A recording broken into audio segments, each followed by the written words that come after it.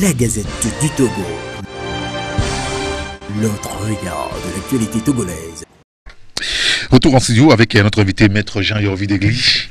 Maître, bonjour. Bonjour Eric, bonjour à tous les auditeurs de la belle radio. Merci d'avoir accepté d'être avec nous ce matin, malgré votre emploi du temps. Je voudrais d'abord que nous commençons par l'éducation scolaire au Togo.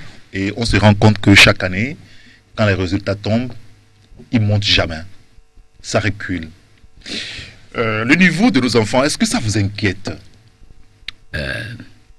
Eric, évidemment que le niveau de nos enfants et le niveau de l'éducation togolaise est inquiétant. C'est vraiment inquiétant. Et depuis quelques années, d'ailleurs, les voix se sont élevées pour le faire constater, tel que cela avait été déjà constaté à la conférence nationale il y a 25 ans, où il y avait eu une réforme en 1975, et malheureusement, cette réforme qui est une très bonne réforme, pratiquement faite sur la base des réformes qu'il y avait à l'étranger, notamment en France.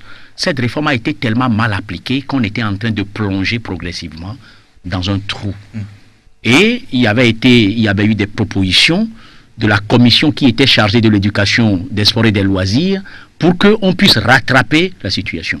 Bon, comme les conclusions de la conférence nationale avaient été jetées aux orties, eh bien, cela n'a jamais été fait. Et au fil des années, nous nous rendons compte que le niveau de nos enfants, le niveau de l'éducation au Togo devient de plus en plus, c'était devenu médiocre.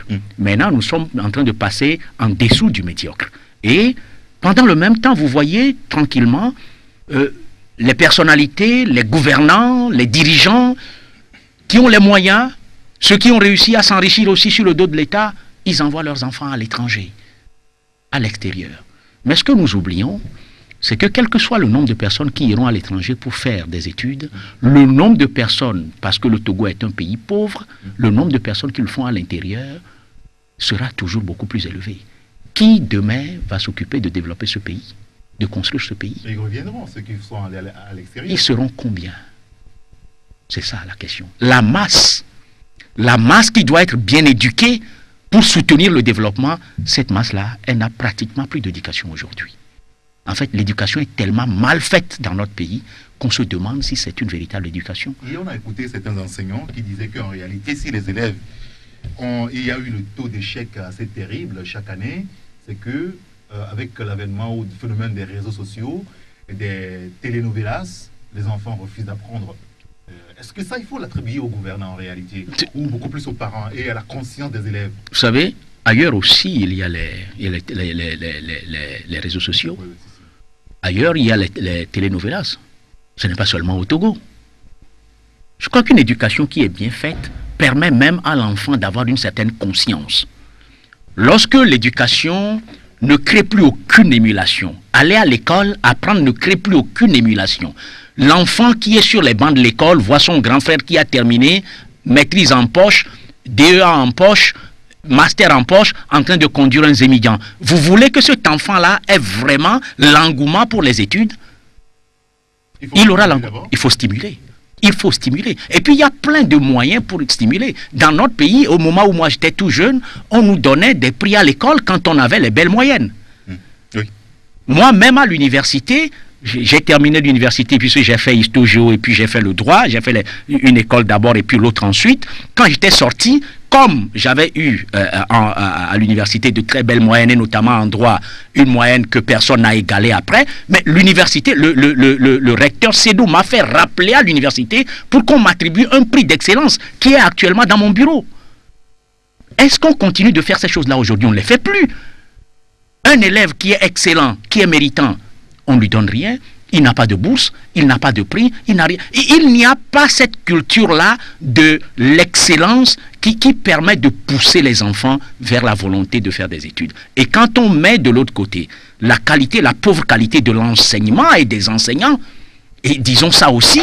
C'est aussi l'un des problèmes. Mais c'est aussi l'un des problèmes, la pauvre qualité. Vous savez, j'étais en train de discuter de quelque chose la fois dernière avec un ami, je ne sais pas si c'est vrai ou si c'est faux, il me dit... Il y a un enseignant qui a fait des corrections, qui a donné de très mauvaises notes. Et puis, quand on a essayé de voir son background, on s'est rendu compte qu'il n'avait pas le diplôme qu'il revendiquait. Ah oui? Je ne sais pas si c'est une vérité ou si c'est faux, mais c'est une information qu'il détenait et qu'il partageait avec moi. Et ce n'est pas n'importe qui partageait cette information avec moi. Et il me dit cela. Vous allez voir le niveau de certains de nos enseignants. Moi, j'ai entendu des enseignants chez qui je suis arrivé, qui enseignent, dans des classes de seconde en terminale, chez qui je suis arrivé, et qui m'ont dit, soyez les bienvenus. Excusez-moi, je suis combien de personnes? Soyez les bienvenus. Parce que les gens disent ça, on dit ça à la télé, on dit ça partout. Il me dit, soyez les bienvenus. Et puis je lui ai dit, mais professeur, je suis seul. Et il a rigolé, j'ai dit, mais oui, si vous utilisez le vouvoiement par politesse, je suis seul. On dit soyez le bienvenu. Quand c'est une dame, on dit soyez la bienvenue. Quand c'est 2 personnes et plus, on dit soyez les bienvenus. Mais vous ne pouvez pas me dire soyez les bienvenus, je suis seul. Vous imaginez, celui-là, je n'enverrai pas mon enfant dans l'établissement où il enseigne.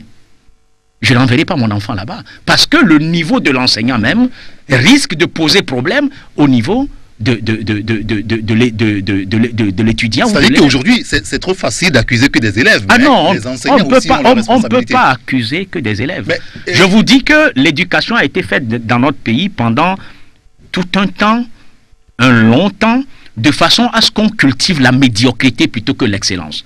Lorsque vous avez l'enseignant qui n'a pas été bien éduqué lui-même, et c'est ce qui arrive à nos enfants aujourd'hui, ils deviendront demain des enseignants. Qu'est-ce que vous voulez? Quel niveau d'enseignement voulez-vous qu'ils donnent aux enfants de leurs enfants? Ou bien à leurs propres enfants?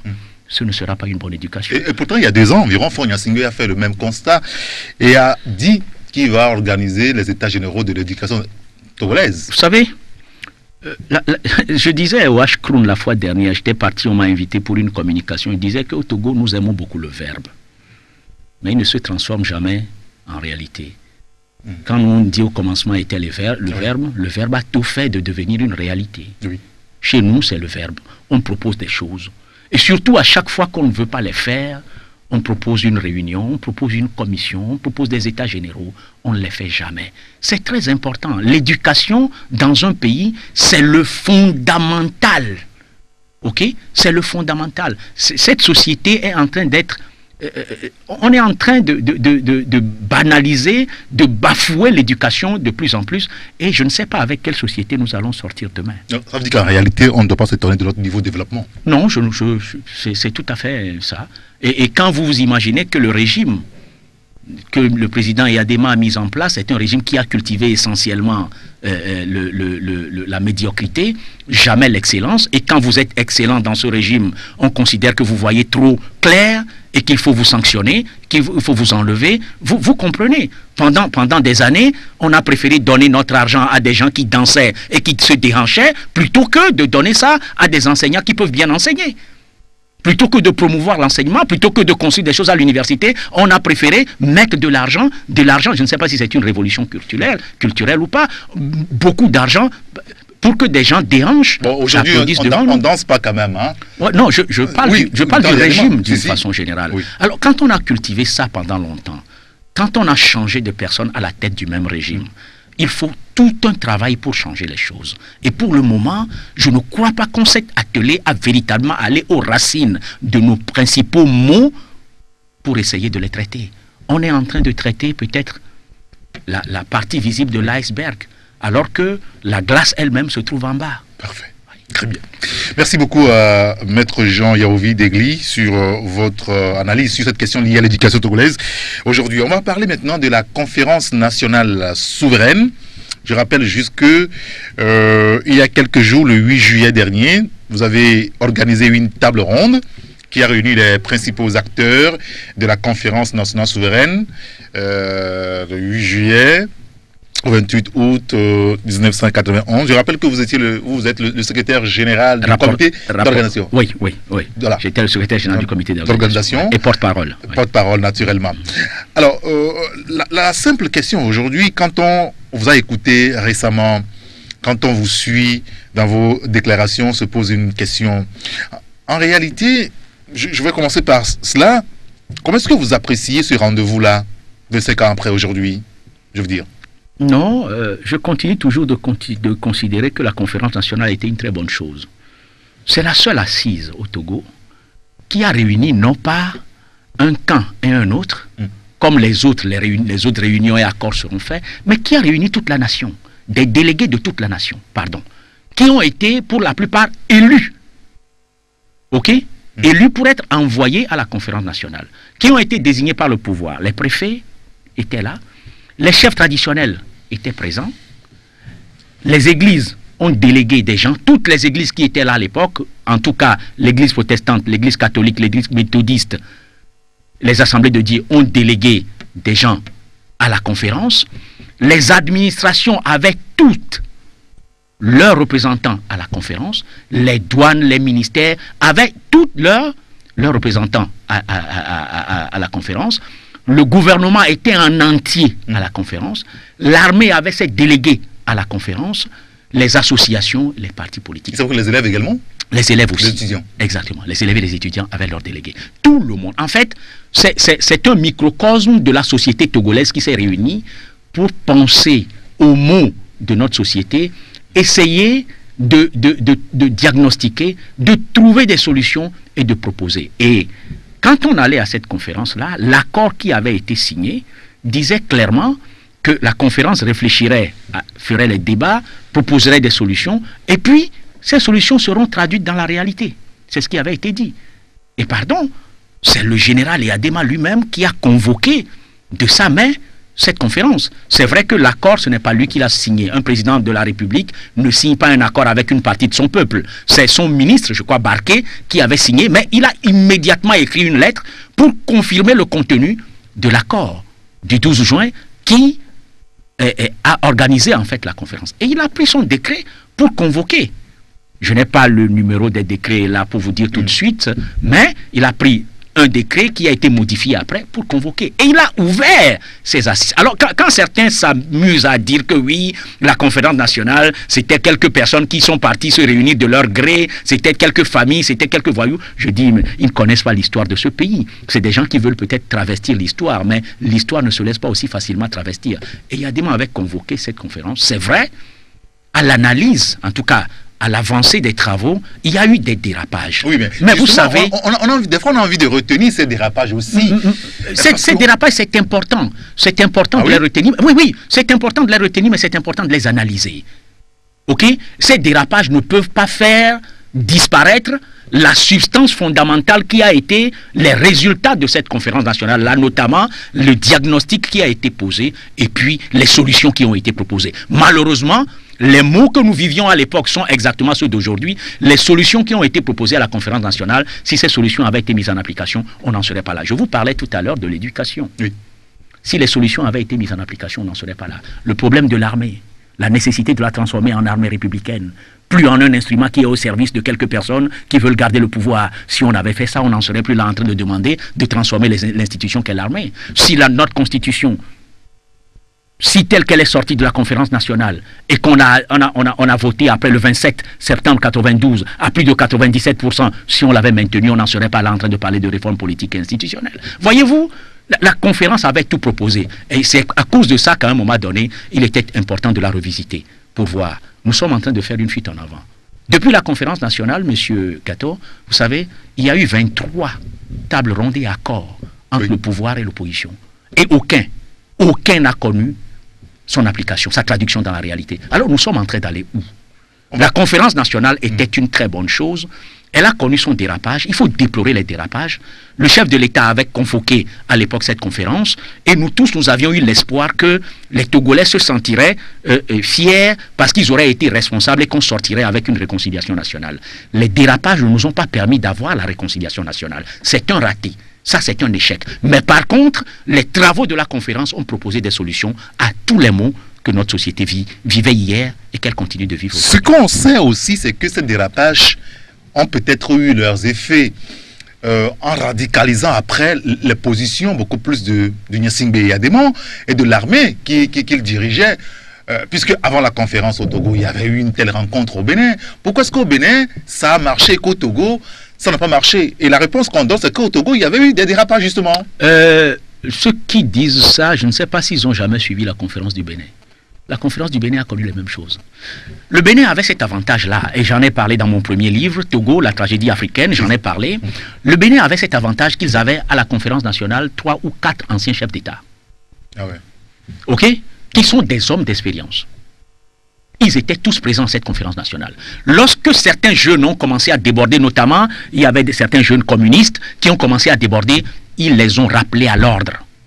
Ils leur ont dit ce que c'est qu'un pays, ce que c'est que la gestion d'un pays, et ce qu'il faut faire et ce qu'il ne faut pas faire. Ils ont rappelé les gens à l'ordre. La deuxième chose que les Béninois avaient, que nous n'avions pas, c'est la personnalité de celui qui avait dirigé la conférence, qui connaissait beaucoup les rouages politiques, Monseigneur de Souza.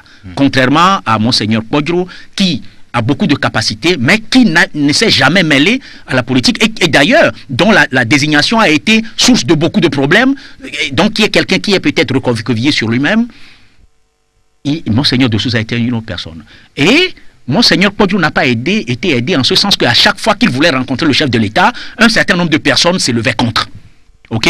Et le troisième élément, qui est un élément fort déterminant, c'est la personnalité de Mathieu Kérékou par rapport à la personnalité de Yadema.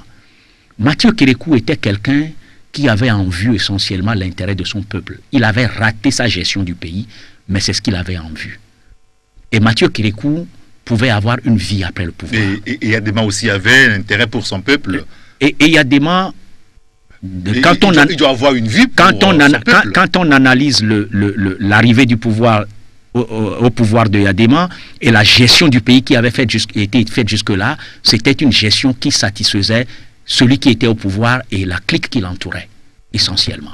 Excusez-moi, Kérékou, on est parti dans ses comptes, on n'a pas vu un seul rond qu'il aurait détourné au nom de l'État béninois en 1990 quand on faisait la conférence. Au Togo, ce n'était pas la même chose. Il y avait des détournements immenses sur le dos de l'État, ce qui montrait clairement que les gens qui nous avaient gouvernés avaient pratiquement pris le Togo pour mettre dans leur poche. La deuxième chose, sur ce point-là, Kérékou avait pouvait envisager une vie après le pouvoir.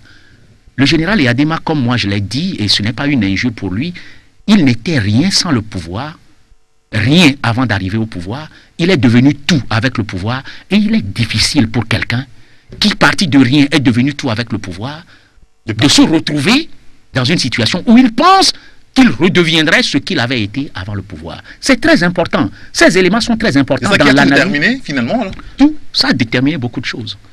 Ça a déterminé beaucoup de choses. Et lorsqu'il s'est retrouvé en face de gens qui, après les négociations que nous avions faites avec lui, au niveau du phare, avec Agboibo, Kofigo et autres, en lui expliquant les choses, en lui présentant l'intérêt de ce pays et la nécessité pour lui d'agir dans l'intérêt de ce pays, que ce monsieur qui, pendant des années, a géré avec des gens qui lui ont dit il faut que nous prenions ça pour mettre dans nos poches, parce que Yadema, ce n'était pas lui le principal voleur, hein, excusez-moi, en mettant voleur en guillemets, les gens qui étaient autour de lui, c'est eux qui lui ont appris beaucoup de choses.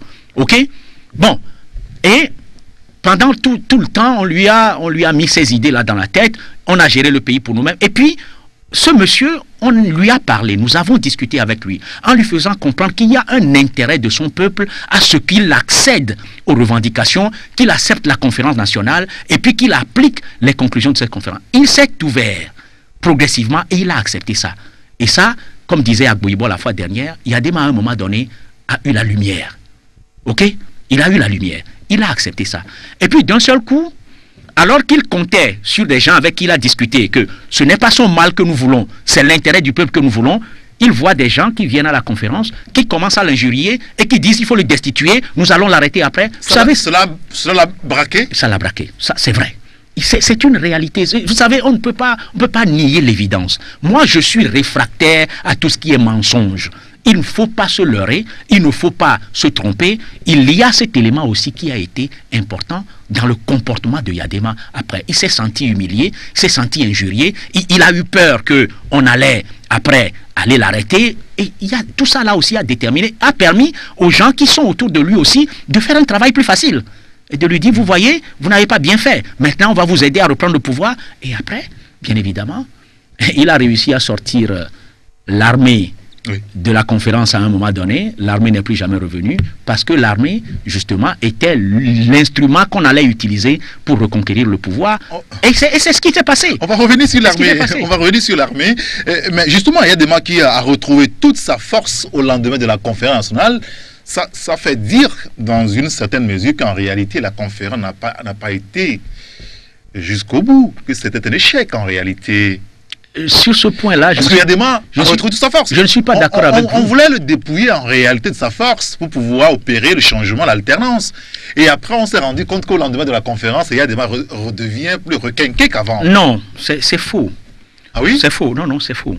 Faites l'analyse en allant dans le détail des choses. Au sortir de la conférence nationale, Eyadema était à terre. Eyadema était à terre. Moi, je me rappelle encore de certaines discussions que les uns et les autres ont eu avec lui, que des diplomates ont eu avec lui. Il était à terre. Ok? C'est vrai, il a été profondément touché. Il n'a jamais imaginé, ayant gouverné ce pays d'une main de fer pendant 24 ans, il n'a jamais imaginé que des gens pouvaient se lever un jour et parler de lui comme ils ont parlé de lui. C'est un être humain. Hein? Oui. Lorsque vous avez chanté les louanges de quelqu'un en lui faisant croire qu'il est un Dieu, le jour où vous lui montrez qu'il n'est pas un être humain accompli, mais il en prend ombrage. Il est blessé. Ok? Disons-nous la vérité, il est blessé. Parce que Eyadema, ce n'est pas quelqu'un qui est grandement instruit. Et puis on lui a fait croire qu'il était un Dieu. Et un jour, des gens se réunissent pour lui dire qu'il est pire qu'un diable. Il en a pris ombrage. Mais Eyadema n'a pas, à la sortie de la conférence nationale, Eyadema n'était pas plus requinqué. Il n'a pas tous ses pouvoirs. D'abord, on n'a pas voulu dépouiller Eyadema de toutes ses forces. Non. On a enlevé au chef de l'État, pendant la transition, okay, on lui a enlevé les pouvoirs de l'exécutif, qui ont été essentiellement confiés au chef de gouvernement. C'était ça sa force? Non, ce n'est pas sa force. Sa force, c'est l'armée. L'armée était toujours là. Excusez-moi. Non, disons la vérité. L'armée qu'il a créée, que Olympio n'a pas créé d'armée. Oui. En 63, on n'avait pas d'armée. Oui. C'est Eyadema qui a créé l'armée à partir de 64. Ok? L'armée a été créée à partir de 64. Bien évidemment, avec Eyadema, chef d'état-major déjà à l'époque. Ok? C'est lui qui a créé son armée. Et l'armée est à son image, globalement. Aujourd'hui, on essaye de transformer l'armée, mais l'armée était à son image. La plus grande partie de l'armée venait de son ethnie. C'était sa chose. Disons-nous la vérité, c'était sa chose à lui. On veut changer aujourd'hui. C'est difficile. J'espère qu'on va y arriver et que cette armée va devenir plus équilibrée et plus républicaine. Ok? Mais Eyadema n'avait pas toutes on ne lui avait pas enlevé la force, on lui avait enlevé un certain nombre de pouvoirs. Mais qu'est-ce qui s'est passé? On aurait pu maintenir le cap jusqu'à la fin de la transition. C'est les dérapages de la transition qui ont permis à Eyadema de reconquérir tout ce qu'il avait perdu. Et progressivement, et d'ailleurs cette période, je l'appelle la période de la stratégie de coup d'État rampant. Vous étiez au gouvernement? J'étais au gouvernement, oui, jusqu'en juillet. J'ai quitté le gouvernement en juillet. J'ai été au gouvernement de décembre 91 jusqu'en juillet 92 et j'ai quitté en juillet 92 en démissionnant. Voilà. Et parce que après, vous n'étiez pas d'accord avec Maître? Je n'étais pas d'accord avec beaucoup de choses. Je n'étais pas d'accord avec beaucoup de choses. Et puis il y avait un conflit grave entre le général Eyadema et moi. On a envoyé des militaires me tuer. J'ai échappé un certain nombre de fois. Et puis j'ai démissionné. Je n'étais plus en accord avec un certain nombre de choses. J'ai démissionné. Je suis parti. Mais j'ai quand même continué d'aider le Premier ministre pour que le Togo puisse sortir de cette période de transition. Mais la manière dont la transition a été gérée et les conflits que l'opposition a eu pendant cette transition, alors qu'elle devait être unie jusqu'à sortir de la transition, tout ça là a fait que Eyadema s'est retrouvé en face des enfants qui se battaient pour avoir quelque chose, alors que lui, il avait la chose en main. Et progressivement, il a intervenu. Et oui, il a dit, je l'ai en main, maintenant je vais leur taper dessus. Et quand il est revenu, qu'est-ce qu'il a dit? La récréation est terminée.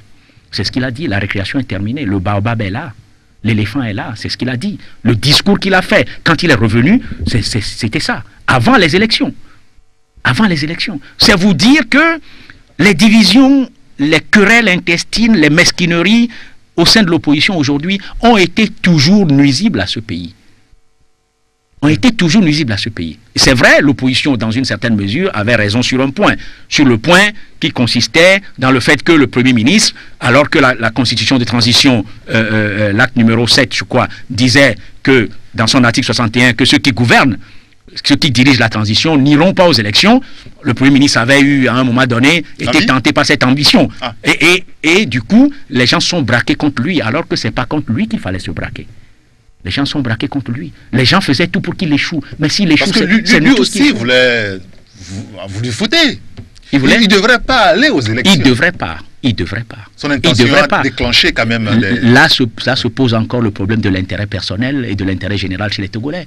Nous cultivons l'intérêt personnel à outrance et nous oublions notre pays. Le chef du gouvernement avait été élu justement parce qu'on considérait qu'il n'avait pas de parti politique, qu'il n'était pas un homme politique en tant que tel et qu'il aurait l'impartialité, la neutralité et la hauteur nécessaire pour pouvoir faire la transition et organiser des élections pour ce pays et en sortir. Et d'ailleurs, nous qui l'entourions à l'époque, surtout qui venons de sa région, c'est ce que nous nous évertuons à le dire. Malheureusement, lui, il était penché d'un autre côté et certains diplomates ne l'ont pas aidé parce que les gens lui ont fait croire que non, qu'on pourrait tout torpiller, on pourrait tout tourner en rond pour que lui devienne président. Et moi, on m'a appelé à un moment donné pour me dire qu'il fallait aider le chef de gouvernement à devenir, à se présenter aux élections. Et j'ai dit aux diplomates, vous vous amusez avec nous.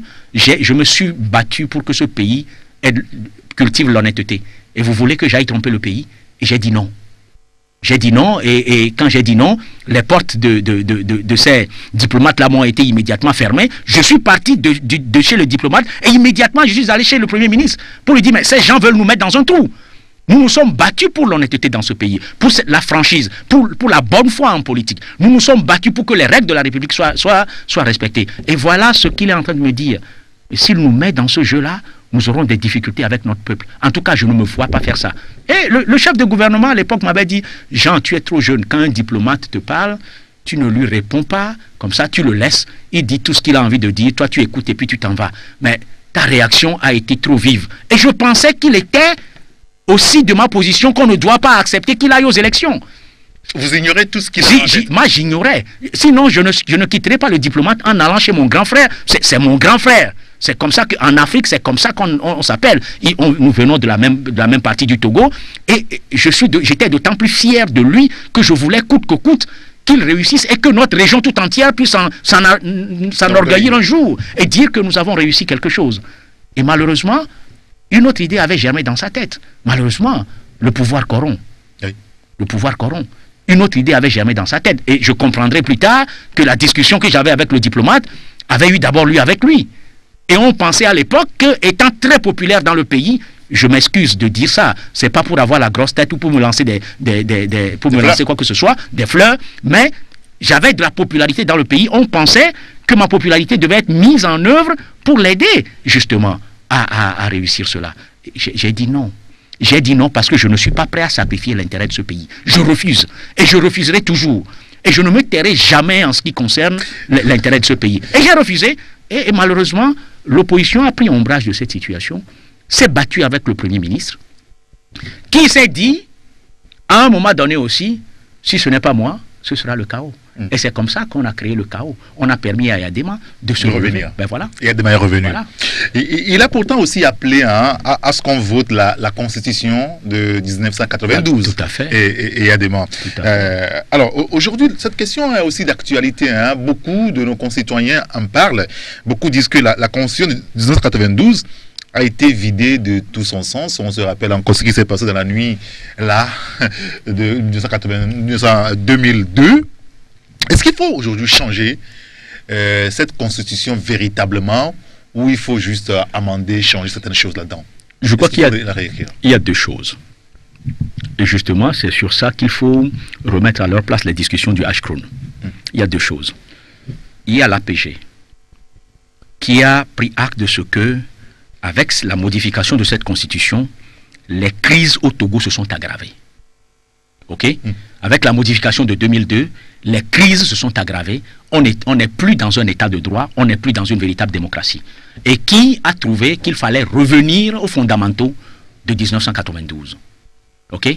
C'est en ce sens que l'APG rejoint les recommandations numéro 5, 6 et 7 de la CVJR. Et c'est des réformes qu'il faut faire à court terme. Et c'est à cause de ça aussi que l'APG ne peut pas être caduque. C'est des réformes à court terme. On a entendu ça. Voilà. Dans le cadre de ces réformes à court terme, on peut revenir directement à ce que nous connaissons le mieux. C'est quoi? C'est la Constitution de 92. On revient aux fondamentaux de cette Constitution parce que c'est ce que nous connaissons le mieux. Oui, maintenant, le deuxième aspect, et c'est ce que la recommandation numéro 8 de la CVJR propose, c'est de revoir généralement notre Constitution et nos institutions pour voir si ces textes et ces institutions sont les plus adaptés à nos us et coutumes, à nos pratiques habituelles. Ça, c'est une réforme à moyen et long terme. OK? Donc aujourd'hui, on peut revenir directement, dans le cadre de l'APG des recommandations numéro 5, 6 et 7, on peut revenir directement à la Constitution de 92 et l'appliquer le temps qu'une commission, puisque nous aimons beaucoup les commissions, travaille sur la recommandation numéro 8, qui sera une réforme d'envergure et qui peut nous amener dans une nouvelle république, c'est-à-dire avec une nouvelle constitution, qui sera peut-être une constitution de régime présidentiel et qui nous fera rentrer dans une 5e république. Le Togo se précipite pour aller dans des républiques. Je ne sais pas pourquoi. La France, après plusieurs années de démocratie, en est encore très loin. Nous allons déjà tomber dans la 5e république. Et cette 5e république, bien évidemment, intéresse beaucoup de personnes pour diverses raisons. Ce n'est pas le cas d'en parler. Mais c'est vous dire que la Constitution de 92, c'est la chose que nous connaissons le mieux. Si nous devons faire les réformes de l'APG, et puis des recommandations numéro 5, 6 et 7, aujourd'hui, c'est la première des choses qu'il faut faire. Et cette Constitution, elle n'est pas mauvaise. Aujourd'hui, on est en 2016. Ben oui. Il y a quand même des choses qui ont évolué. La Constitution de la France a été adoptée en 1958. Le premier amendement qui lui a été fait véritablement l'a été en 2008, lorsqu'on a voulu limiter le mandat à 5 ans plutôt qu'à 7. Et d'ailleurs, chez nous, on est en train de penser à porter le mandat à 7 ans. Pendant que les gens sont en train de venir en arrière, nous voulons changer et aller à un mandat de 7 ans. C'est ce que certains pensent. Non, la Constitution, 25 ans ou bien 24 ans après, on ne l'a même pas appliquée. Puisque Yadema est revenu au pouvoir, il n'a jamais appliqué cette Constitution. Yadema, il s'en fout des constitutions. Hein? Il a pourtant appelé à ce que le Togolais vote. Il a appelé à ce que les Togolais votent. On a voté. Mais une fois que lui il est venu au pouvoir, la Constitution est restée dans les tiroirs. Yadema a gouverné comme il voulait. Il a continué de gouverner comme il voulait. Ce n'est pas facile de ramener quelqu'un après 24 ans de pouvoir personnel vers une constitution où on fait démocratie. Hein? Non. Et il s'est accommodé de certaines choses, d'un certain nombre de libertés. Mais le chef de l'État a gouverné comme il voulait. Il a continué. En réalité, on n'a même pas appliqué la constitution de 92 pour dire aujourd'hui qu'à l'application, elle s'est révélée difficile à appliquer et c'est pourquoi on veut la quitter. On ne l'a pas appliquée. Reprenons-la. Qu'on l'a toujours violée? Oui, on l'a toujours violée. On l'a toujours violée jusqu'au moment jusqu'au moment où on a trouvé nécessaire de faire ce qu'on appelle, entre guillemets, le toilettage. Et on l'a vidé de tout son sens. Revenons à cette constitution, peut-être pendant 2, 3, 4 ans, pendant que on est en train de chercher les meilleurs moyens pour voir quel est le nouveau régime que nous devons adopter, et puis nous allons adopter ce nouveau régime. Mais dire que non, que la constitution de 92, elle n'est plus d'actualité, une constitution, la constitution des États-Unis date depuis quand? Depuis les années 1800. Elle est toujours d'actualité. Les Anglais ont des principes, ils n'ont pas de constitution en tant que tel, ils ont des principes, qui sont des principes séculaires. Plusieurs siècles, et ils appliquent toujours les mêmes principes. Ok? L'Allemagne a une constitution depuis des années, des dizaines, de centaines d'années. Ils sont toujours à la même. Alors, nous, on nous dit que non, que notre constitution, elle n'est plus d'actualité parce qu'elle a été votée en 25 ans. Donc, si nous votons une constitution, une nouvelle constitution aujourd'hui, 25 ans après, il faudra la changer parce qu'elle ne sera plus d'actualité. Mais non, ça dit que c'est des arguments spécieux. C'est ce qu'on appelle des arguties juridiques, puisque la plupart du temps, c'est des juristes d'ailleurs qui les sortent, oui, ou des politiciens. Des arguties juridiques et politiques que les gens nous sortent, des arguments spécieux, ces arguments-là ne tiennent pas la route. On ne peut pas dire qu'on a fait une constitution et que 25 ans, elle n'est plus d'actualité, il faut la changer. Une constitution, surtout, comme j'ai dit tout à l'heure, qui n'a jamais été appliquée. Jamais. Jamais. Elle n'a pas été appliquée. Parce que là, quand on réfléchit aujourd'hui à réécrire une nouvelle constitution ou à changer encore les choses, comme vous l'avez dit, c'est dans la perspective de passer à une nouvelle république. Ben oui, on veut passer à une nouvelle. Qu'est-ce que cela impliquerait? Cela impliquerait quelque chose de très important pour nos gouvernants actuels. Cela impliquerait de dire, on est dans une nouvelle république, il faut faire table rase de tout ce qui s'est déjà passé. Comment ça? Le pendule à zéro. Il faut mettre les pendules à zéro, le chef de l'État aura 2 nouveaux mandats. Mais vous savez, tout est calcul. Malheureusement, chez les politiciens, c'est ça. Nous autres qui sommes simplement de la société civile, nous ne sommes pas habitués, mais ils ont la malchance que nous faisons aujourd'hui des analyses qui nous permettent de savoir où ils veulent en venir. Ça permet de mettre les pendules, de réclamer. Je ne dirais pas de mettre, parce que quand même, il peut se passer beaucoup de choses. Ça permet de revendiquer la mise à zéro des pendules. OK ? La mise à zéro une table rase, et puis de permettre tranquillement qu'on fasse encore de nouveaux mandats. Et vous imaginez, si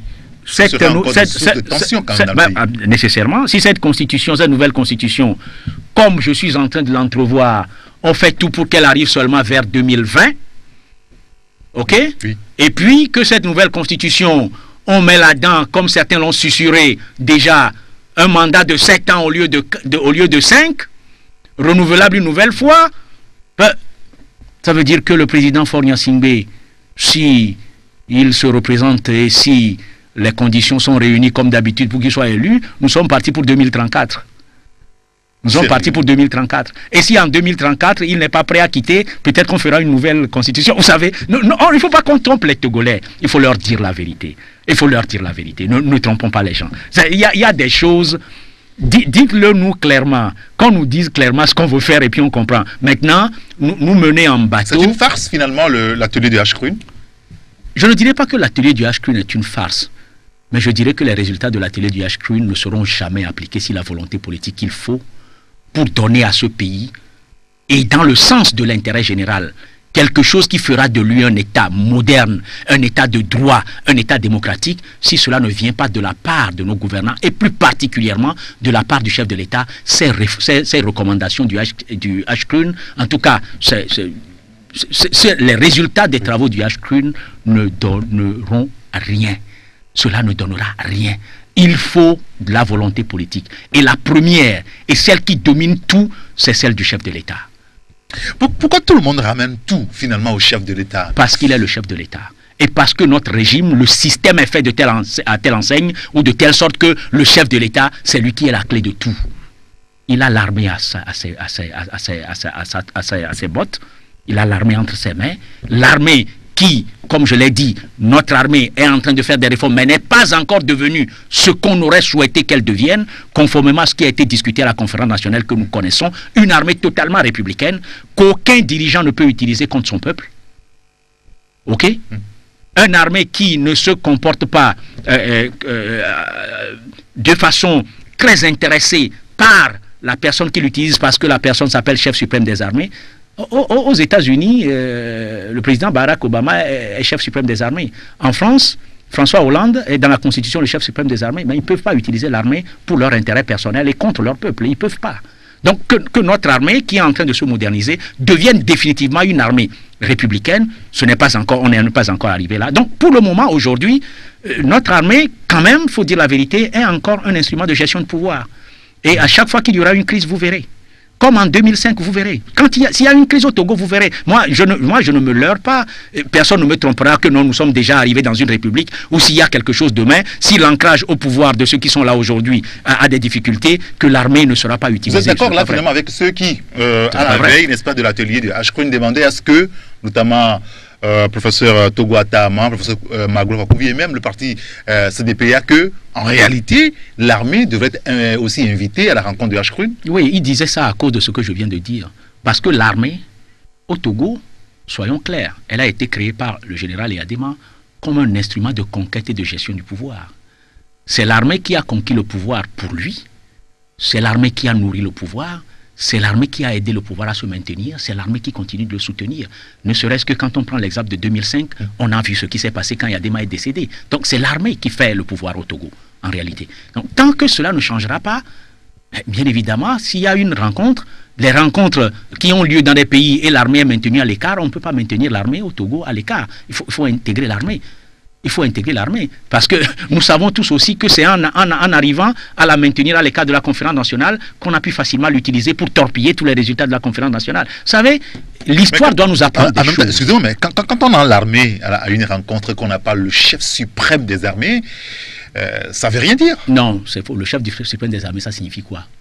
C'est le patron. C'est un titre, ce n'est pas lui. Est-ce que Faure Gnassingbé est un général? Non. Barack Obama est un général. Mais il donne des ordres. Non, il n'est pas le chef suprême des armées. Il est le chef suprême des armées conformément à la formule de la Constitution qui fait en sorte que celui qui peut engager cette armée dans une bataille à l'étranger, c'est le chef de l'État. Après, bien sûr, avoir obtenu l'autorisation de l'Assemblée. Oui. OK? C'est à cause de ça qu'il est le chef suprême des armées. Il n'est pas le chef suprême des armées pour mettre l'armée dans la rue contre ses populations. Non. Mais non. Lorsque la patrie est en danger, le chef de l'État va demander à l'armée de faire des choses. La patrie n'est pas en danger quand le président de la République est en train de perdre son pouvoir. Je regrette. Comme ce fut le cas de Eyadema, qui a utilisé l'armée contre son peuple. Ce n'est pas la patrie qui était en danger. Mais c'est un pouvoir qui a utilisé l'armée comme un instrument. Et c'est ce que, depuis la conférence nationale, c'est ce qu'on est en train de demander, de changer au Togo. C'est un des éléments fondamentaux. Alors, si les gens disent qu'il faut que l'armée soit invitée, c'est parce que pour le moment, la transformation de l'armée qui a été souhaitée n'a pas encore été faite. Une fois qu'elle aura été faite, si on a ce genre de rencontre, on n'a pas besoin d'inviter l'armée. On sait que dans tous les cas, notre armée, regardez le nombre de fois que les Béninois font des élections. On n'a jamais fait intervenir l'armée. On n'a jamais demandé à l'armée de venir à une table ronde, opposition-pouvoir. Il y a eu des grèves, il y a eu plein de choses, il y a eu des manifestations. L'armée n'a rien à faire. Les forces de sécurité ont fait leur travail dans le respect de la Constitution et des droits fondamentaux de la personne humaine. Ok? Oui, mais aujourd'hui, est-ce que les politiques, plus globalement les Togolais, ne devraient pas changer de vision sur l'armée togolaise pour lui donner un petit peu de confiance, à accepter, n'est-ce pas, ce qu'on demande aujourd'hui, à passer à une armée républicaine, plutôt que d'avoir des langages, des fois, qu'on qualifie d'orduriers, et qui braquent finalement cette armée? L'armée n'a pas à être braquée parce que des gens ont utilisé un quelconque langage. L'armée est braquée. Vous avez jamais entendu injurier l'armée en France? Elle a été injuriée dernièrement. Vous n'avez jamais entendu qu'on a injurié l'armée au Bénin? Vous n'avez jamais entendu qu'on a injurié l'armée au Ghana? Elle se braque et elle va tirer sur les gens? Mais non. Quand on injurie les politiciens, mais ils reçoivent l'injure, ils se défendent, ils parlent pour s'expliquer. En tout état de cause, si l'armée, certains ont des langages qui sont des langages orduriers vis-à-vis de l'armée, je réprouve ça, ils n'ont pas le droit. Ce sont nos compatriotes, et c'est une institution, ou du moins c'est un corps de notre pays. Mais l'armée ne peut pas empêcher les gens de porter des critiques quand il y a des comportements qui ne sont pas des comportements républicains. On est obligé d'accepter ça. Le président de la République, aujourd'hui, les gens le critiquent. Est-ce que Faure Gnassingbé envoie tuer des gens parce qu'on l'a critiqué? Alors, qu'on dise que non, qu'on a braqué l'armée parce que... On a braqué l'armée parce que quoi? L'armée, c'est quand même nos compatriotes. C'est les contribuables togolais qui payent l'armée. C'est eux qui achètent les armes. Donc, l'armée est un corps qui sert la République.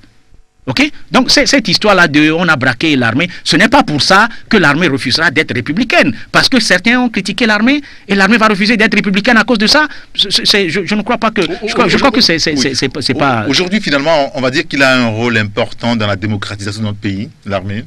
Oui, l'armée a un rôle important. L'armée a un rôle très important. Si l'armée devient républicaine, son rôle est important.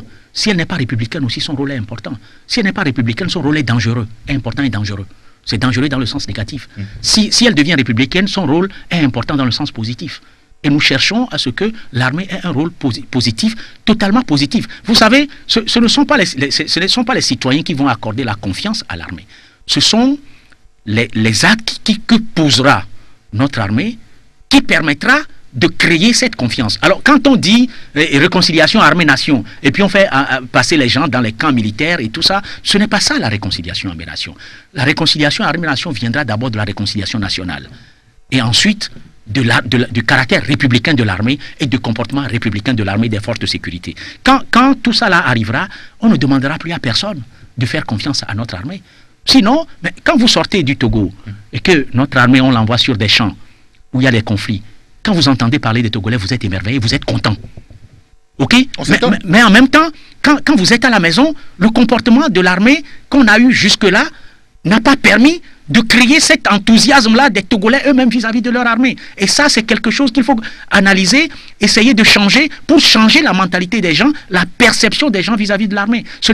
On ne va pas demander aux gens de changer pendant que certains comportements qui ne sont pas les bons vont se répéter. Non, ce serait trop facile. Bien. Ce serait trop facile. Maître, merci beaucoup. Nous allons observer juste une petite pause publicitaire. Juste derrière, on se retrouve. Radio Fréquence est rosée. Van la mi santalanoa, musique wa, van va me baroua, paouro wende. 103.9. La radio que les autres radios écoutent. Que les autres radios écoutent.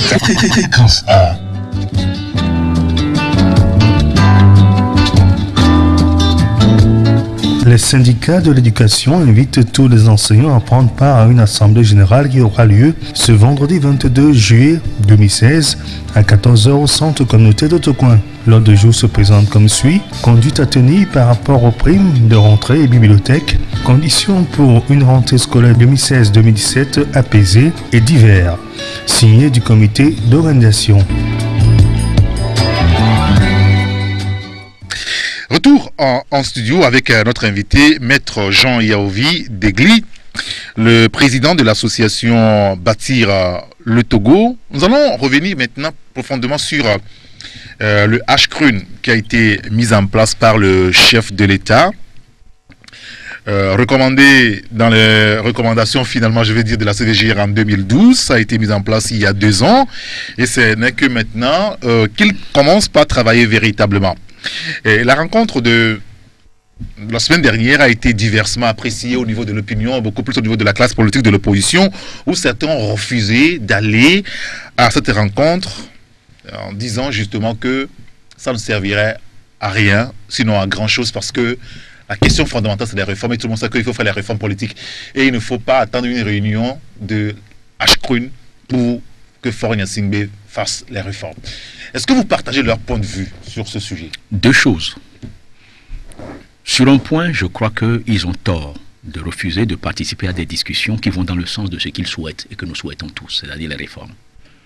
Sur l'autre point, je crois qu'ils ont raison de dire que ce n'est pas cette réunion qui fera les réformes. Ok? Comme j'ai dit tout à l'heure, le HCRUN a beau tenir 20, 30, 40 réunions, si la volonté politique n'est pas, rien ne se passera. Donc sur ce point-là, ils ont raison. Mais je crois que fondamentalement, ils auraient dû porter leur avis au sein de l'atelier du HCRUN, dire ce qu'ils pensent là-bas, et même dire là-bas qu'ils pensent que cette réunion qui est en train d'être tenue ne servira à rien parce que la volonté politique... il faut aller pour le dire. Mais il faut le dire. Il ne faut pas rester à l'extérieur pour le dire. Il faut le dire. Et je crois que quelquefois on prend date en participant à certaines choses. Et ça vous avance beaucoup plus dans votre lutte. En refusant, en voulant rester à l'extérieur, bon, ils ont leur raison. Ils ont leur raison. Mais voilà comment j'analyse sur les 2 points leur position. D'un côté, cette façon de voir les choses n'est pas la meilleure. De l'autre côté, les raisons qu'ils évoquent sont des raisons qui sont justifiées dans l'histoire. Notre histoire a été comme ça. On a fait beaucoup de réunions. Je vous dis que depuis la conférence nationale, il y a eu 23 dialogues et accords entre le pouvoir et l'opposition. Et aucun n'a vu ces résultats traduits dans la réalité. Aucun. Vous comprenez que ça ne sert à rien finalement de participer à des rencontres qui ne donneront rien. C'est justement. Mais nous sommes dans une dynamique où nous voulons que certaines choses se fassent. Les évêques ont sorti leur lettre pastorale. Oui. Il y avait eu en 2014 une proposition de loi qui a été déposée par l'ADI et le cas malheureusement le pouvoir et le parti d'opposition le plus important ont torpillé cela. Aujourd'hui, le parti d'opposition le plus important reprend le flambeau de cela, ok? Et ce qui, moi, me réjouit, parce que quand on est parti de pas de réforme, pas d'élection, et puis après on va aux réformes, on va aux élections sans réforme, il n'y a pas de problème, j'étais ahuri, et surtout quand j'ai vu que c'est ceux qui disaient pas de réforme, pas d'élection, qui ont aidé en évoquant une histoire bidon de commission pour torpiller le processus. Aujourd'hui, ils ont repris. Et Dieu merci, mieux vaut tard que jamais. Ok? Il faut commettre des erreurs, mais il ne faut pas persister dans l'erreur. Et ils ont repris. Et c'est bien, c'est une bonne chose que cela soit repris et qu'on soit en train d'être dans une dynamique. Et dans cette dynamique-là, on peut utiliser justement la rencontre du HCRUN. On peut l'utiliser. On aurait même pu parler de la proposition de loi qu'ils viennent de déposer là-bas, en expliquant que cette proposition de loi est fondée sur les recommandations numéro 5, 6 et 7 et l'APG, et non pas sur la recommandation numéro 8. Et donc il faut la mettre, elle, en application immédiatement. Parce qu'au niveau de HCRUN, on parle de la recommandation numéro 8 de la CVJ. Mais oui, pas de 5, 4, 6, 5, ce n'est pas 4, 5 et 6 que le HCRUN est en train de... Maintenant, la discussion non, que... ça change les donnes. Hein. Ça veut dire que le HCRUN, en réalité, ne nous parle pas de l'APG, mais parle d'une autre chose. Non, le HCRUN a pris le truc d'une façon globale. OK? Il a pris le problème d'une façon globale. Les réformes constitutionnelles et institutionnelles d'une façon globale. Mais je dis que la recommandation numéro 8, qui a servi de base à l'atelier, est une recommandation qui va essentiellement dans le sens d'une réforme à court et long terme. Et que les recommandations numéro 5, 6 et 7 et de l'APG sont des réformes immédiates. Par exemple, on vous parle des élections à 2 tours. Oui. Ce n'est pas dans la Nouvelle République qu'on va penser à des élections à 2 tours. On vous parle de la transparence d'élections. Oui. On vous parle d'une armée républicaine. On vous parle de la limitation de mandat. Nous n'allons pas attendre la nouvelle République avant de commencer à penser à la limitation de mandat. Et c'est à cause de ça que je dis, le Ashkroun a essayé de réunir tout, mais essentiellement, son travail a été basé sur la recommandation numéro 8. Et je crois que, dans ce sens-là, le travail a été un peu orienté aussi par le discours du chef de l'État de 2014, de fin 2014, le discours par lequel il a créé une commission qui ne connaît pour le moment que son président, parce que Mme Aouadana est président, mais on ne connaît pas encore la composition de cette commission, oui, en parlant de la recommandation numéro 8. Ok? Donc je crois que le Ashkroun a été un tout petit peu orienté en insistant sur la recommandation numéro 8 qui parle d'une réforme qui doit être une réforme d'ensemble, une réflexion, une réforme à moyen et long terme. Alors que de l'autre côté, les autres recommandations parlent de ce qui doit venir tout de suite. Votre association était à la rencontre de Ashkroun la dernière fois? Non, notre association n'y était pas. On ne nous a pas invités en tant qu'association. Moi, j'étais un communicateur à la réunion du Ashkroun. On m'avait invité... Vous avez participé aux travaux? Voilà. Non. J'ai communiqué sur le rôle et la responsabilité des politiques et de l'armée dans la mise en œuvre des réformes institutionnelles et constitutionnelles. Ok? Et je suis venu donner une communication. Et c'est la seule réunion à laquelle j'ai participé. J'ai donné ma communication. Malheureusement, je n'avais pas beaucoup de temps pour assister à toute la rencontre. Et comme ce n'est pas Bâti le Togo qui a été invité, je n'ai pas pu demander à un autre membre de notre bureau ou de notre association d'aller nous représenter. C'est moi qui ai été invité comme intervenant. Et je suis allé pour intervenir. Je suis intervenu le mercredi, je crois, dernier. Le vendredi, j'ai été pour voir quels étaient les débats et voir si je pouvais participer. Malheureusement, on était en train de créer des petites commissions pour discuter à l'intérieur et je n'avais pas beaucoup de temps. J'ai dû quitter à un moment donné. Maître Yaovi Degli, sérieusement, tel que les choses se passent aujourd'hui avec le Ashkroun et tout ce qui se passe là, je veux dire, est-ce que le Haut Commissariat à la réconciliation et au renforcement de l'unité nationale a toutes les cartes en main aujourd'hui en ce qui concerne les réformes politiques? Ou là aussi c'est Fogna Sigbe? Personne ne peut avoir les cartes en main. Lorsque le président de la République a créé la CVJR est une émanation, pas de la loi, mais du décret présidentiel. Oui. Et donc la CVJR a son auteur. Ok? A son auteur. Le Ashkroun, c'est la même chose. Le Ashkroun a été créé par le chef de l'État. Le chef de l'État fera du Ashkroun ce que sa volonté politique et l'intérêt général des Togolais le conduit à faire. Si jamais il ne voulait pas le faire, eh bien le Ashkroun sera une coquille vide. Excusez-moi. Si le chef de l'État a envie, parce que l'intérêt général de ses concitoyens, de la terre de nos aïeux, le pousse à faire des choses, il fera énormément de choses. La CVJR a eu 68 recommandations. Oui. Elles seront toutes mises en application. Elles seront bien mises en application. Si le chef de l'État n'a pas cette volonté, on n'ira nulle part. Le système politique togolais est aujourd'hui tel que la seule personne qui détient la clé des réformes, la clé du bon fonctionnement de certaines institutions, comme la CVJR par exemple, c'est le chef de l'État. Il dit qu'il confie les discussions aux intellectuels, parce que ils seraient amenés à prendre des positions, mais si les intellectuels décident, ça marcherait. Vous savez, c'est une fille de responsabilité. En 1991, la nation tout entière, à travers ses délégués, avait décidé qu'elle voulait la démocratie. Oui. Une démocratie avec un président élu pour un mandat de 5 ans renouvelable une seule fois. Donc aujourd'hui, on substitue à cette décision de tout le peuple tout entier quelques intellectuels pour qu'ils viennent, et on sait des intellectuels qui vont réfléchir comment? Par leur tête ou par leur poche? Comment leur poche? Par leur ventre ou par leur tête? Les intellectuels, c'est leur tête. Excusez-moi, intellectuels. Vous avez entendu ce que le général Kérékou avait dit de nos intellectuels? Ah oui, qui sont tarés? Vous avez entendu, vous savez pourquoi? Vous savez pourquoi il a dit ça? Allez-y. Parce qu'ils réfléchissent souvent beaucoup plus par leur poche et par leur ventre que par leur tête. Malheureusement, c'est ça. Tout le monde voit nos pays, et plus particulièrement le Togo, à travers le prisme étroit de son intérêt personnel et de sa poche. C'est dommage. On ne peut glisser le Togo dans les poches de personne, ni dans le ventre de personne. Mais malheureusement, c'est ce que nous faisons. Alors, quand on commence à me parler des intellectuels qui vont réfléchir à quelque chose, je me pose des questions. Combien ils auront avant de commencer à réfléchir et combien ils auront après?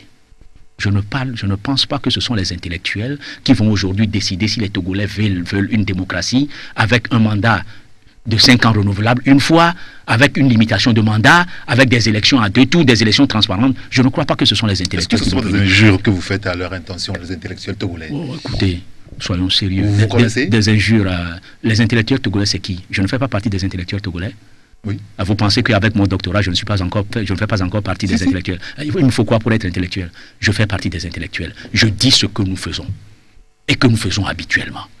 Maintenant, parmi ces intellectuels aussi, il y a des gens, parce que l'exception confirme la règle. Il y en a qui réfléchissent dans l'intérêt du pays et dans l'intérêt général. Mais je dis qu'une grande majorité de nos intellectuels ont montré leurs limites. Le régime Eyadema nous l'a démontré. D'autres régimes en Afrique nous l'ont démontré. Les intellectuels ont été pires pour nos pays que ceux qui n'avaient pas la connaissance livresque. Alors, quand on me dit que les intellectuels vont aller réfléchir, je dis, quels intellectuels? Ils vont aller réfléchir à quoi? Parce que les Béninois font la démocratie, ils acceptent la démocratie, et les Togolais, eux, ils ne sont pas des êtres humains pour aimer la démocratie, ils n'en veulent pas. Il leur faut des intellectuels d'abord avant de pouvoir réfléchir à ça. Non, je crois que le chef de l'État a répondu à une question qui l'a peut-être surpris en disant quelque chose. Et j'espère que le chef de l'État ne va pas appeler demain des intellectuels pour aller encore réfléchir sur toutes les réflexions qu'on a déjà faites au Togo. Où ils gagnent du temps finalement? Parce que c'est ce que une partie de la classe politique est en train de dire. En tout état de cause, la manière dont les choses évoluent jusqu'à présent permet de dire que le chef de l'État gagne du temps. Ça, c'est objectivement que je suis en train de parler. Ah oui, mais quel plan le chef de l'État gagne du temps parce que nous avons eu la CVJR, elle a terminé ses travaux. En 2012. Elle a remis les conclusions en avril 2012.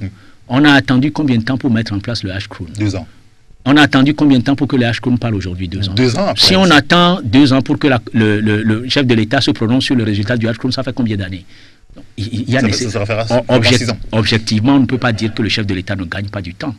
Et c'est à cause de ça que ceux qui disent qu'il attend qu'on s'approche assez de 2020 pour qu'on mette la République, on mette en place une nouvelle République et qu'il y ait un mandat de 7 ans renouvelable une fois et que les pendules soient mises à zéro pour lui et qu'il aille aux élections et qu'il rempile encore et qu'il fasse encore 2 mandats et que son règne se termine en 2034, quand ils le disent, vous êtes obligé de prêter attention à ce qu'ils disent.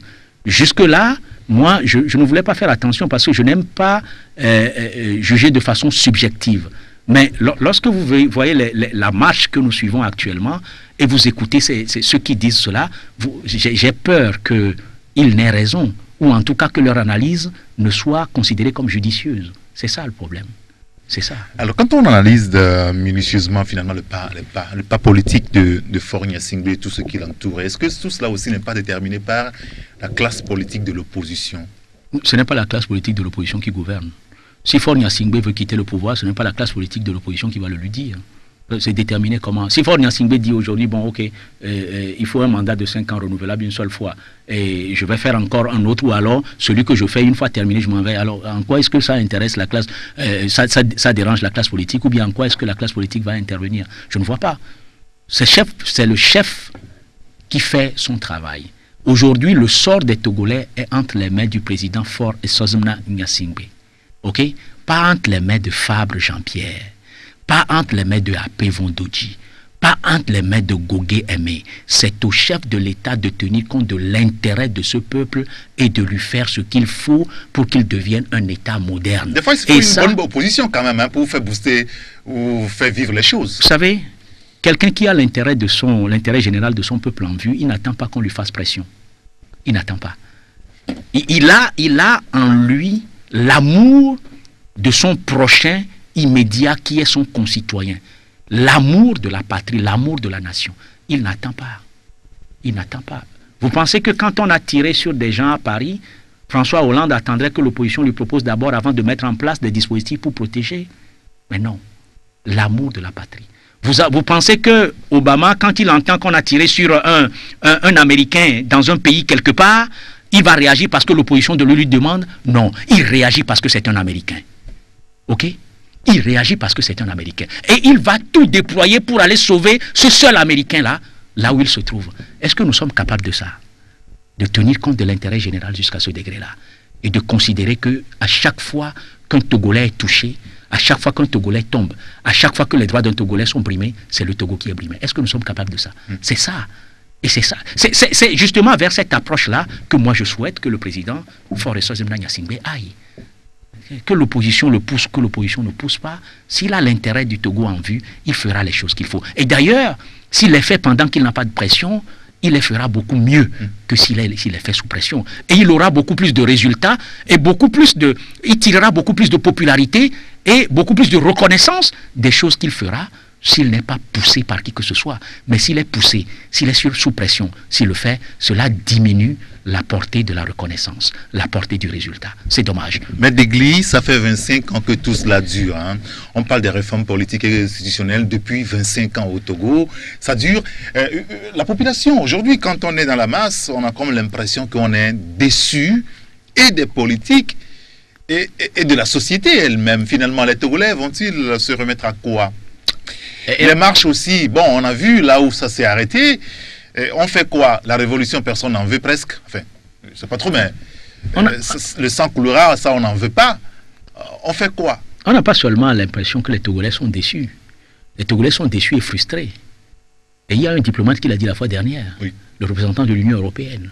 À force de ne pas faire ce qui doit être fait, à force de tourner le dos à ce que l'intérêt général demande, de tourner le dos à ce que le peuple demande, des frustrations sont créées. Mais ces frustrations sont dangereuses. Elles sont dangereuses. Je me rappelle ce qui s'est passé dans les années 90. Les frustrations sont dangereuses. Elles créent des problèmes. Elles créent le chaos. Elles créent des difficultés. N'attendons pas. Les leaders voient-ils cela? En tout cas, je ne suis pas dans leurs yeux. Je ne suis pas dans leur tête. J'espère qu'ils le voient.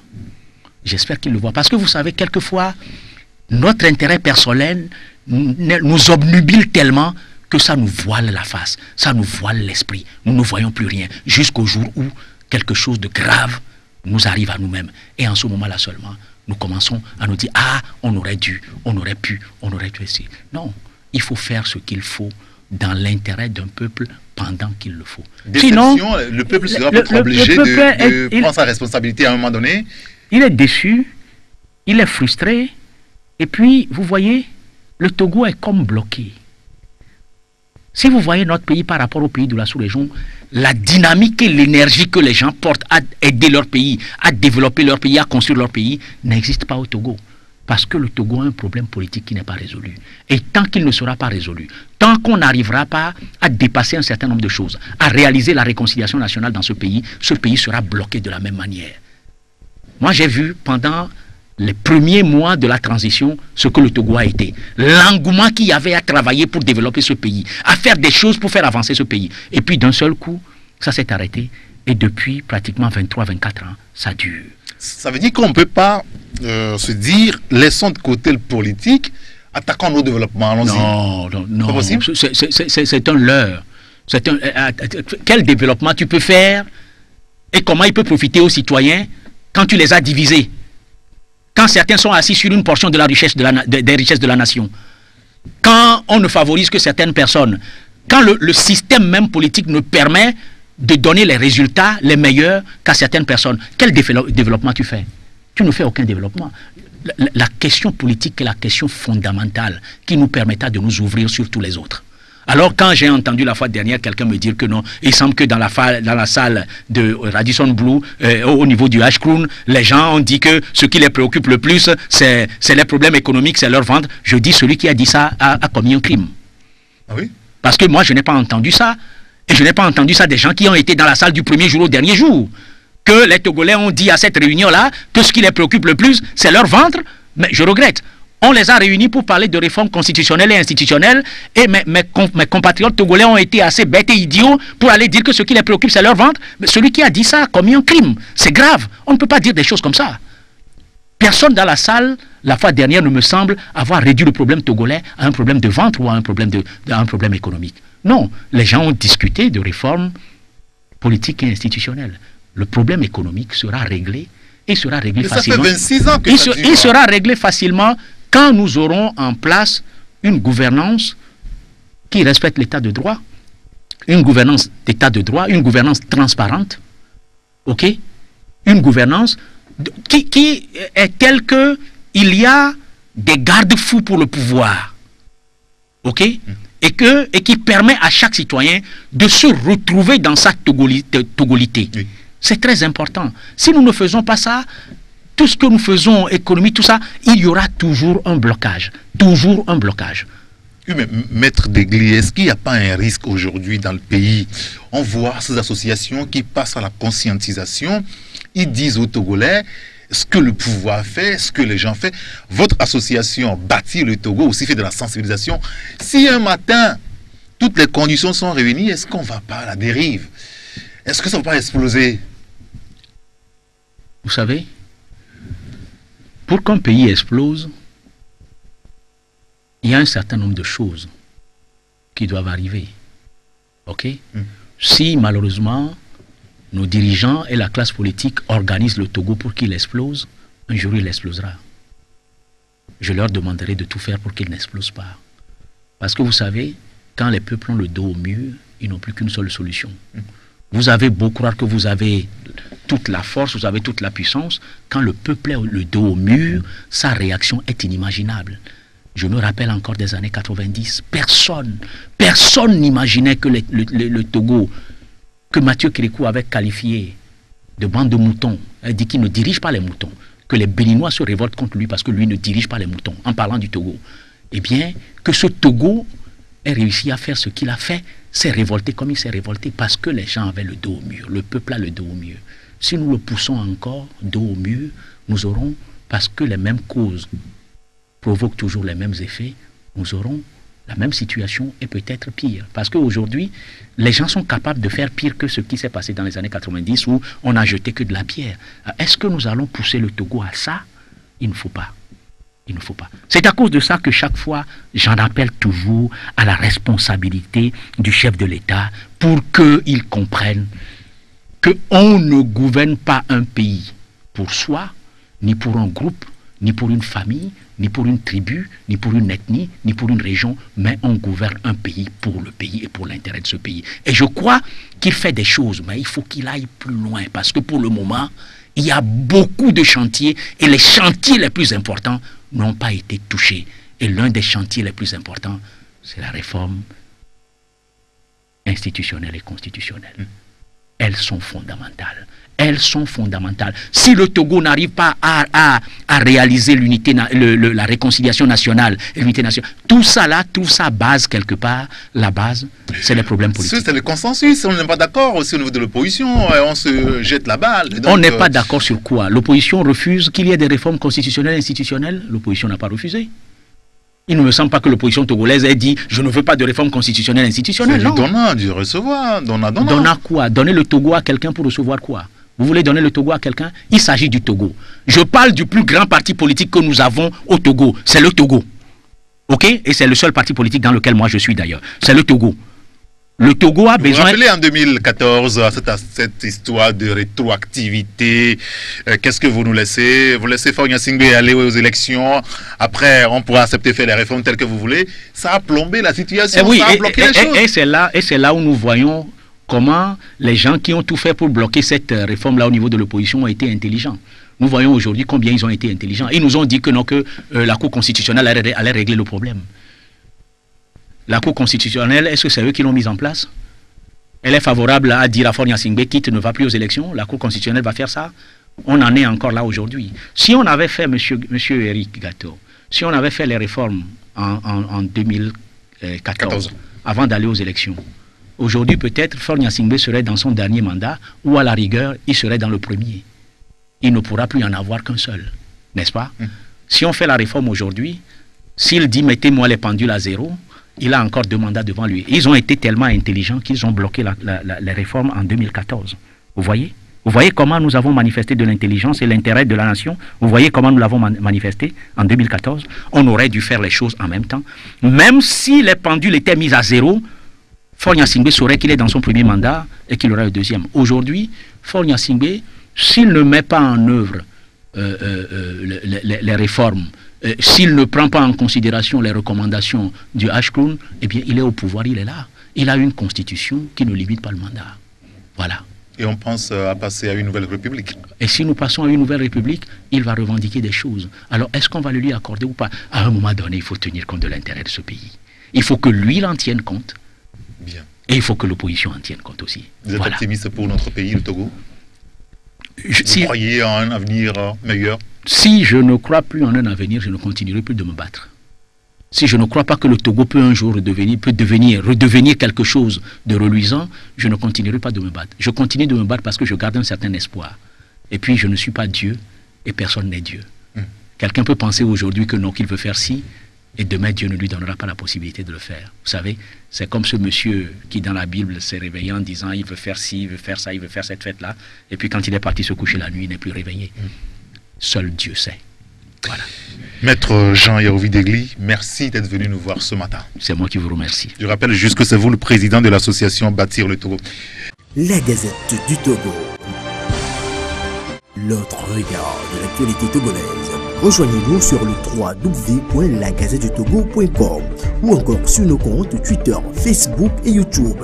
Pour nous soutenir, merci de nous contacter à l'adresse suivante: contact@lagazettedutogo.com.